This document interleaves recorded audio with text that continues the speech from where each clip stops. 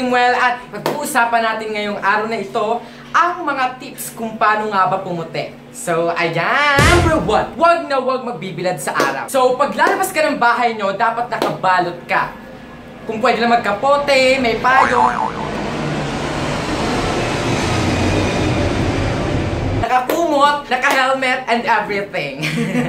Number 2, pag maliligo ka, maghilod ka ng bongga. So, gamitin mo ang lahat ng bato na kung saan-saang beaches man yan. Gamitin mo ang bato na galing sa Boracay, gamitin mo ang bato na galing sa Batangas. Kung hindi effective, gamitin mong panghilod ang liha. Pag di pa rin effective, tuloy mo lang na tuloy ang paghilod. Number 3, gumamit ng mga pamputing sabon. Kahit gaano man yung kamahal, pag-ipunan mo. Pero kung hindi effective, balik ka sa dati. Gamitin mong panghilod ang liha. Number 4, kung gusto mo talagang pumuti, well, pag magsa-selfie ka or kung ano-ano mang pagpo-photoshoot ng mga barkada, taasan ang brightness at contrast. Ayan, nakikita nyo. Ang baba na ng brightness. Ito talaga ako. Pero nung tinaasan natin ang brightness, ayan, pumuti ka.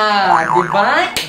Number 5, magpahid ng lotion araw-araw. So kung motivated ka talagang magpaputi, kahit madaling araw gigising ka para magpahid ng lotion. Number 6, lumaklak ng sangkatutak na glutathione. So yung mga ganyan, effective talaga yan. Pero para sa akin, para sa mga katulad ko na kinakapos sa financial na budget, i-enjoy rin isang linggong pag-intake nito kasi nga after ng 1 week, wala ka ng pambili. So mag-selfie ka na and everything. Like, oh my God, darling.